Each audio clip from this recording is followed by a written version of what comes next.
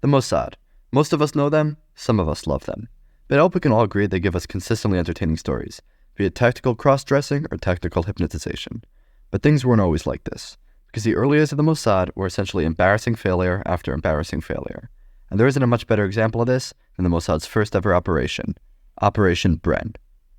The operation centers around a man by the name of Alexander Yisraeli, who was born in Bulgaria and immigrated to Israel, changing his name to Avner.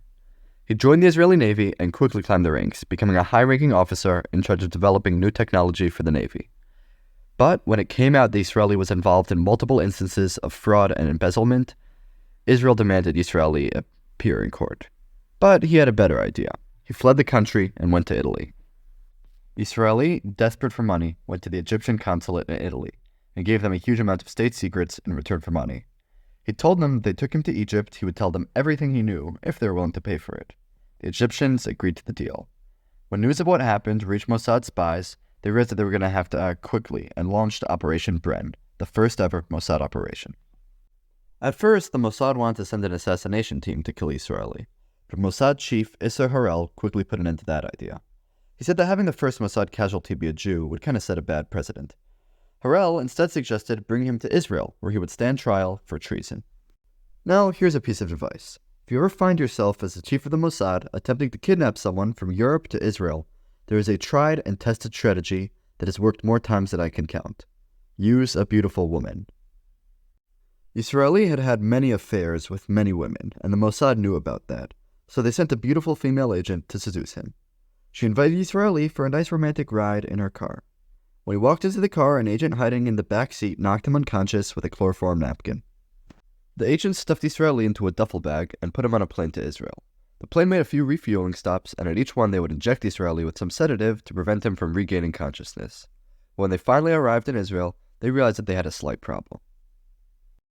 Drake, where is Alexander Yisraeli? Yup, as it turned out, the Mossad had messed up the dosage and had wound up killing Yisraeli. So much for taking him to court. Instead, the Mossad dumped his body into the Mediterranean Sea and covered up the entire story, claiming that Yisraeli had run away to South Africa and disappeared completely. But Yisraeli would continue to cause Isser Harel problems from beyond the grave. In 1963, Mossad chief Isser Harel got into a heated argument with Israeli Prime Minister David Ben-Gurion.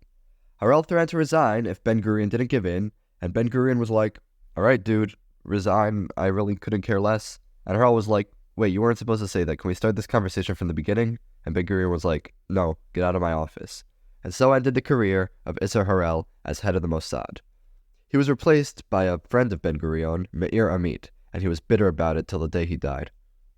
Later that year, when Ben-Gurion suddenly resigned from being prime minister and moved to a tiny hut in the middle of the desert, Isser Harel thought the new prime minister, Levi Eshkol, might bring him back as chief of the Mossad, but he was mistaken. Eshkol kept Amit as the head of the Mossad, which enraged Harel. Harel gathered every piece of blackmail that he could on Amit in his many attempts to ruin Amit's career. When that didn't work, he even approached future Prime Minister Golda Meir and tried to convince her to carry out a coup and overthrow Eshkol and Amit, but Golda wasn't interested. But eventually Amit discovered a secret that would finally get Isser Harel to leave him alone. He discovered secret documents that implicated Harel in the murder of rogue Israeli naval commander Alexander Yisraeli and the subsequent cover-up of his killing. Amit told Harel that if he didn't get all the way off his back about being the Mossad chief, then he would leak the Israeli story to the press. That finally got Harel to leave Amit alone, and the story remained covered up until it was finally discovered by Israeli journalist Ronen Bergman a few years ago.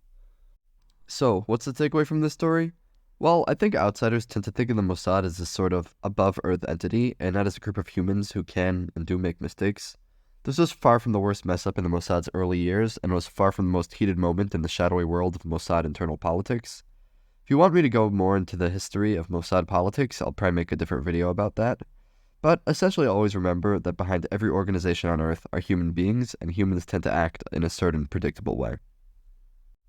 Anyway, I hope you all enjoyed this video. I actually sort of made this one as a sort of filler video for a massive video I have planned about a Jewish, Nazi, British MP, Anglican priest, terrorist, Dalai Lama. But as that sentence would suggest, that video is going to require a lot more than 5 minutes. I gave the script for that video over to an editor that I'm trying out. But I didn't want to keep you guys waiting, so I made this video by myself in the meantime. If this video at times seems edited by someone who's never edited a video in his entire life, well, that's because it is. But as always, let me know what you did and didn't like so I can improve the quality of my videos. And of course, don't forget to defenestrate that like button, genocide that subscribe button, send this video to your local Scientology priest, and I'll see you next time.